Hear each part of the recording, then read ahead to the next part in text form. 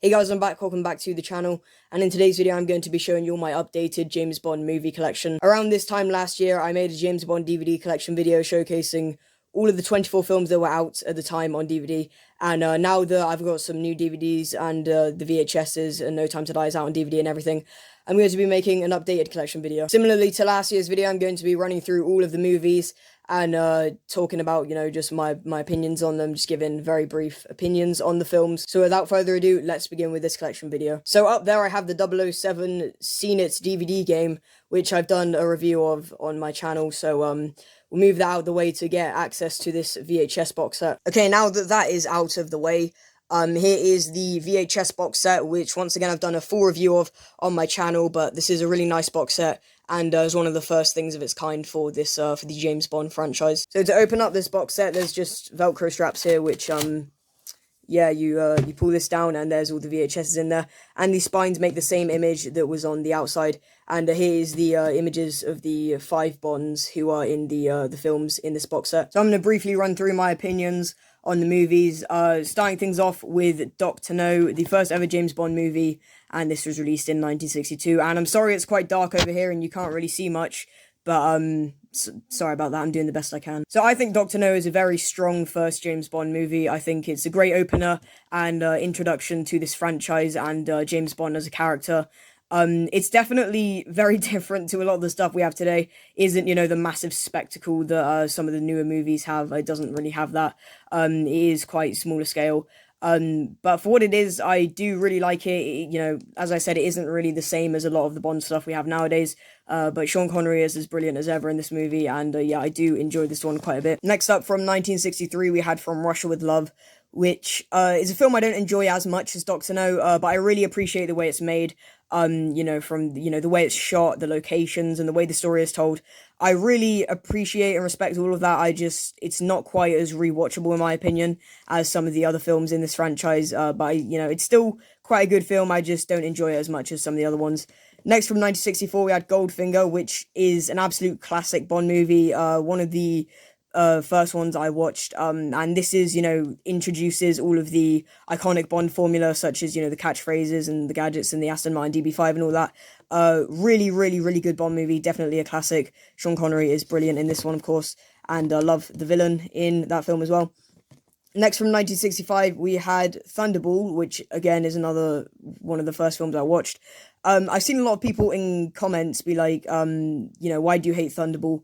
Which, I don't hate this film, it's definitely one of my least favourites, because, again, kind of like From Russia with Love, I definitely respect the way this film is made. The cinematography is really good, the locations, all that is really well done.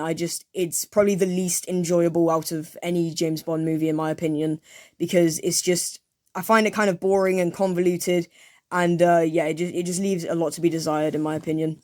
Next, from 1967, we had You Only Live Twice, which is where Sean Connery was kind of getting fed up with the series at this point, and he doesn't look too happy during this film, which, there was some trouble with the making of the film for him, and he just wasn't having a great time on set, basically, and yeah, he looks quite bored in the film, so it's not as enjoyable of an experience as it would have been if he wasn't bored, but overall, I think the first sort of hour of this film is okay. It's not great in my opinion, but once you get to the final part of the film with Blofeld's lair and everything, and the way it looks, just absolutely amazing, iconic Bond stuff in the second part of the film. Next, from 1969, we had On Her Majesty's Secret Service, the first James Bond movie to not star Sean Connery in the role of James Bond, and this time we had George Lazenby. Again, sorry it's quite dark over here and you can't see much, but I'm doing my best. But yeah, this film, I definitely, once again, appreciate and respect the way it's made, but, it's definitely, I don't enjoy it as much as some other James Bond movies. George Lazenby is my least favorite James Bond. He's very wooden in the role, and, yeah, just not a really great one in my opinion, but I know a lot of people love it, and I love the way it looks and everything, and the action scenes are great. The car chase sequence in this film, the car sequence, one of my favorites in the entire series, but, yeah, overall, not as rewatchable of a film as some of the other ones, in my opinion. Next, from 1971, we had Diamonds Are Forever, where Sean Connery returns to the role of Bond, and it looks like he's having a bit of a better time here than he was in You Only Live Twice. But I have a soft spot for this one. I enjoy it. I like the plot and the concept and everything. But yeah, it's certainly not one of the greats, but it's entertaining enough in my opinion. And when it comes to which one I'd rather rewatch, I would go with this over On Her Majesty's Secret Service personally. Moving into the Roger Moore era now with his 7 films, which the most Bond films an actor has ever had, Bond actors ever had. Live and Let Die is a very unique Bond movie. It's okay in my opinion. I don't enjoy it as much as I know some other people do. I do like the uniqueness of it, but in my opinion, I just enjoy some of his other films a little bit more. Next, from 1974, we had The Man with the Golden Gun, which was released a year after Live and Let Die, so I guess the production was a little bit rushed. That cover does not fit well with the series. With the series, with the film. Looks way too dark for this Bond film. But yeah, I actually enjoy this one a little bit. I like how it sticks to simple things. With Bond versus Scaramanga and everything. Love all that. Great villain in the film and a great car sequence in my opinion. Although I really wish they didn't add that slide whistle in when they were doing the car flip, as every Bond fan wishes. Next, from 1977, we had The Spy Who Loved Me. Easily Roger Moore's best outing. I don't think the main villain here is as good as the henchman in the film. Jaws, great henchman in the film. This was the first Bond movie my dad ever watched, which got him into the franchise and subsequently got me into the franchise. Yeah, really, really good James Bond movie in my opinion. Next up, from 1979, we had Moonraker. Bit of an insane Bond movie. The first half of this film is just ordinary Bond stuff on planet Earth. Then they go into space. It's very weird and strange, and I don't like it that much. I can see why you might enjoy this one, but personally, it's just not for me. Next, from 1981, we had For Your Eyes Only, which, in my opinion, is a very good Bond movie. Definitely a lot smaller scale than Moonraker was. But yeah, I do enjoy this one quite a bit. Next, from 1983, we had Octopussy, which is a film I have a soft spot for. I think this is quite a good Bond movie. It is very campy at parts, but that's the sort of thing I enjoy about it. It is a pretty good Bond film in my opinion. Next up, we had A View to a Kill, which was released in 1985. This is a film I don't hate as much as I used to. It's definitely one of the most forgettable Bond movies in my opinion. Nothing sticks out for me personally in this film. Roger Moore definitely overstayed his welcome as Bond in my opinion, and this definitely shows in this film. He's just too old for the role. The villain is okay, and some of the action is pretty good, especially that fire truck chase scene in the film, but definitely one of the most forgettable Bond movies. Next up, in 1987, we had The Living Daylights, Timothy Dalton's first outing as Bond. He sadly only did 2 films. This is a very refreshing Bond movie in my opinion. It feels rather tonally inconsistent at times. Its tone feels quite inconsistent because if they're trying to do something different with Bond at this point, they were trying to do something different with the character and the franchise by making it darker and more serious. But this film also has some of that campiness from the other 80s Bond movies and the Roger Moore films, which a lot of people loved. But yeah, I feel that it's quite inconsistent in that regard. But for the most part, it is a really good Bond movie in my opinion, and I really like Timothy Dalton as James Bond. And next up, from 1989, we had License to Kill, which is the darkest James Bond movie ever made. It ups the violence and gore. It's still to this day the only Bond movie to get a 15 rating, which you can barely see down there. There it is. But this is a phenomenal Bond movie in my opinion. It's one of my absolute favorites. I love the dark tone of it. It's the Bond movie I've watched the most, and the one I put on the most. It's such a great Bond movie in my opinion. I love how dark it is. I love how serious it is, and I really like the direction they took the franchise in this film. A really great Bond film in my opinion. After that, we had a 6-year hiatus between 1989 and 1995, where we had GoldenEye, where Pierce Brosnan comes in as Bond, and he's my favorite James Bond, and this is one of my absolute favorite Bond movies as well. Such a great action movie. Pierce Brosnan as James Bond, in my opinion, he's absolutely phenomenal. He's really good in this film. And yeah, this is definitely one of the strongest James Bond movies, and definitely Pierce Brosnan's best one. Next, from 1997, we had Tomorrow Never Dies, which is a step down in quality from GoldenEye, but in my opinion, it's still a very good Bond film. It's very watchable, it's very action-packed, and yeah, I do really like the plot of this one as well. And finally, for this box set, it's getting difficult to see now. But from 1999 we had The World Is Not Enough, which is probably my least favorite Pierce Brosnan Bond movie. I definitely don't enjoy this one as much as his other ones, and it's quite forgettable in my opinion, but it's certainly not terrible. So that's it for the VHSs. Now let's move on to the DVDs. Here are all the James Bond DVDs in my collection. I ran through these DVDs in the previous collection video, and I also have some special editions down there, so I'll run through those in a second, but I'll quickly go through all of the covers. So here is Dr. No from Rush with Love, which has quite a simple cover. Goldfinger and Thunderball were the two first ones I ever got. You Only Live Twice, which has quite a nice cover in my opinion. On Her Majesty's Secret Service. Diamonds Are Forever, again, a really nice cover in my opinion. Live and Let Die.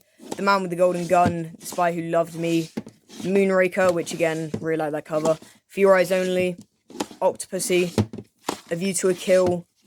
The Living Daylights. License to Kill, which once again, love that cover. Goldeneye. Tomorrow Never Dies. The World Is Not Enough. And Die Another Day from 2002. My opinions on Die Another Day, it's definitely, if you look at it through like genuine, like actual critical eyes, like it's definitely a very mixed bag of a Bond movie. This is a lot of people's least favorite Bond film for some quite obvious reasons. This is definitely a very stupid and silly Bond movie. But in my opinion, it's just such a train wreck of a Bond film that it is somewhat enjoyable in my opinion. And I actually find it really entertaining, and it's definitely the biggest guilty pleasure Bond film out of all of them in my opinion.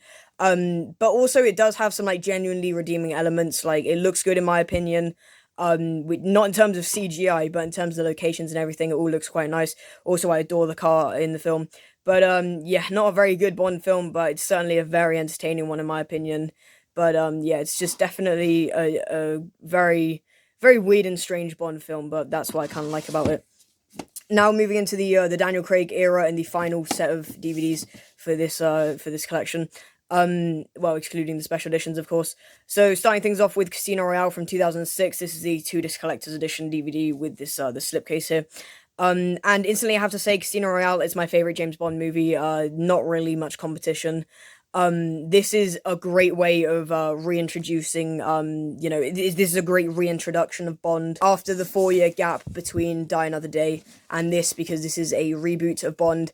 The tone, it gets everything right here. The villain is amazing. It looks really good. Every action scene, every piece of music in the film is really good in my opinion. And Daniel Craig as Bond is absolutely outstanding. So fantastic Bond movie in my opinion, and definitely my favorite.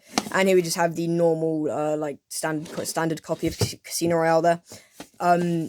Moving on to Quantum of Solace from 2008. Which is another 2-disc special edition DVD. Definitely a lot worse than Casino Royale. It's got some bad things from the editing to the villain.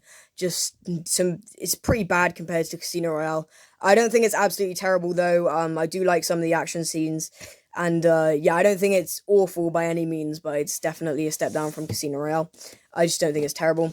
Next, from 2012, we had Skyfall, which is an absolute love letter to the Bond franchise. Definitely a great 50th anniversary Bond film, and yeah, really enjoy this one. Next, from 2015, we had Spectre, which is probably my least favorite James Bond film, because it's just, in my opinion, it's just not entertaining. Like Bond movies are really supposed to be entertaining, and this movie completely misses the mark, and it's just so obsessed with telling you a complex and convoluted story that it really just, it doesn't include entertainment in the offer, in my opinion, if that makes any sense. And finally, for the films, No Time to Die, the latest James Bond movie, which released earlier this year, back in September. This is another 2-disc collector's edition DVD, and honestly, I think this is a really good James Bond movie. I think it's a very solid Bond film. Love the action scenes, love the cinematography, love the score, and Daniel Craig gives a really good performance here. I think with them killing off Bond in this film was a bad idea that was well executed, I think, and don't come at me for spoilers. I think every Bond fan who wants to watch, every person who wants to watch this film as a Bond fan definitely has either already seen it or knows that he dies at the end, so not really a spoiler at this point because everyone's seen it. And here's just some extra DVDs I have. So here's the Daniel Craig collection from Casino Royale to Spectre. Here is License to Kill, which is the 2000 2006 2-disc Ultimate Edition, and then just a random Ultimate Edition copy there of Die Another Day, and we have some random HMV stickers down there for some reason. And then we have from Thunderball, we have Thunderball Diamonds Are Forever, View to a Kill, and Tomorrow Never Dies on the 2008 Ultimate Edition, 2-disc Ultimate Edition DVDs, which, yeah, it's just these copies, those copies are there. And finally, down here, we have the special editions that I have. Couldn't speak there. This is next to my Pixar collection. I've far from completed my special edition collection. Can't say special edition today, but once I have completed it, I will make a video showcasing all of them. But as you can see, if you put all the spines together, it's meant to spell out 007, which also I have 2 copies of the License to Kill special edition, because for one of them my disc broke, like it literally had a massive crack down the middle. So it was unplayable, so I just got another one for the disc. GoldenEye was the first one I got, and yeah, I'll make a video showcasing all of them once I get to completing it. And all of the covers are the same as the VHSs, but also this Die Another Day cover there, a little bit different, and yeah, they're all the same as the VHSs, so yeah. So that was my updated James Bond movie collection. Hope you enjoyed this video. Thank you very much for watching. If you did enjoy, please do remember to like, comment, share, and subscribe if you want to. And until next time, bye-bye. And yes, that is some random blue tack on the wall there, not sure why. But yeah, thanks for watching, and until next time, bye-bye.